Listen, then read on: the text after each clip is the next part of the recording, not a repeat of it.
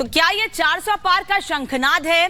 जिस तरह से प्रधानमंत्री ने वाराणसी में प्रधानमंत्री 2 दिन के दौरे पर हैं और जैसे जनता उनका लगातार स्वागत कर रही है, और केवल वाराणसी में ही नहीं, हम देखते रहे हैं कि प्रधानमंत्री जहां जहां पर जाते हैं इसी तरीके से स्वागत उनका किया जाता है। यही वजह है कि जो पिछले दिनों 5 राज्यों में चुनाव हुए उनमें से 3 राज्यों में प्रधानमंत्री ने यह साफ कहा कि हमारा कोई मुख्यमंत्री का चेहरा नहीं है, हमारा सिर्फ एक ही चिन्ह है, चुनाव चिन्ह, वो है कमल। आप उसी पर विश्वास करते हुए हमें जिताइए, क्योंकि हम जनता जो भरोसा करती है उसे हम पूरा करते हैं। इसलिए प्रधानमंत्री कह रहे हैं कि मोदी गारंटी है, विकास की गारंटी है और जनता के भरोसे की गारंटी है। मेरे साथ मेहमान जुड़ रहे हैं, परिचय करा दूं आपका। राकेश त्रिपाठी भारतीय जनता पार्टी के प्रवक्ता इस वक्त मेरे साथ जुड़ रहे हैं। संगीत रागी राजनीतिक विश्लेषक थोड़ी देर में मेरे साथ जुड़ेंगे। इसके अलावा सुमित सोनी मेरे साथ है, राजनीतिक विश्लेषक, सीधे वाराणसी से हमारे साथ जुड़ रहे हैं। नाहिद लारी खान है, समाजवादी पार्टी की राष्ट्रीय प्रवक्ता, मेरे साथ जुड़ रही हैं। और कांग्रेस के नेता वरुण पुरोहित इस वक्त मेरे साथ जुड़ रहे हैं। आप सभी लोगों का बहुत बहुत स्वागत है। पहला सवाल राकेश जी आपसे, ये 400 पार का शंखनाद माने क्या इसे? क्योंकि प्रधानमंत्री ने अपने एक इंटरव्यू में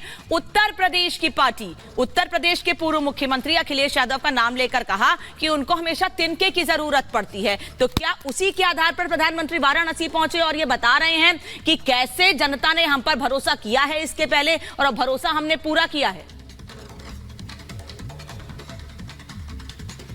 देखिए अनामिका जी, भारतीय जनता पार्टी एक सुव्यवस्थित कैडर बेस्ड ऑर्गेनाइजेशन है जहां किसी भी चुनाव के लिए हम प्री प्लानिंग और डिटेल प्लानिंग के साथ काम करते हैं। भारतीय जनता पार्टी ने लोकसभा चुनाव को लेकर के वर्ष भर पहले से ही तैयारियां प्रारंभ कर दी हैं। हर बूथ को लेकर के, बूथ सशक्तिकरण अभियान से लेकर के मतदाता सूची का पुनरीक्षण अभियान, मतदाता जोड़ने का अभियान, भिन्न भिन्न प्रकार के अभियान लेकर के पार्टी लगातार जनता के साथ सीधा संवाद करने का काम कर रही है। और उसके कारण हम मुतमईन रहते हैं, आश्वस्त होते हैं कि भारतीय जनता पार्टी प्रचंड बहुमत के साथ पुनः सरकार बनाएगी। नरेंद्र मोदी जी इस समय विकसित भारत संकल्प यात्रा को उन्होंने एक पूरे अभियान के रूप में भारतीय जनता पार्टी के साथ जोड़ने का काम किया है। सरकार और संगठन दोनों मिलकर के 2047 तक भारत कैसे विकसित बने, हम इसके लिए प्रयास कर रहे हैं। और आज जब काशी प्रधानमंत्री जी पहुंचे हैं तो काशी तमिल संगमम का कार्यक्रम में गए हैं, इससे पहले भी इसके कार्यक्रम में गए हैं। उसी श्रृंखला में यह भी कार्यक्रम पुनः आयोजित किया गया है। यानी उत्तर और दक्षिण के भिन्न शहरों को, 7 संस्कृतियों को कैसे जोड़ा जाए, कैसे साम्यता ढूंढी जाए, भारतीय जनता पार्टी इसके लिए लगातार प्रयास करती है। जबकि आप तुलना करके देखेंगे ये घमंडिया गठबंधन को, तो घमंडिया गठबंधन कभी जाति के आधार पर, कभी क्षेत्र के आधार पर, कभी भाषा के आधार पर हर प्रकार से कोशिश करती है कि कैसे तोड़ा जाए।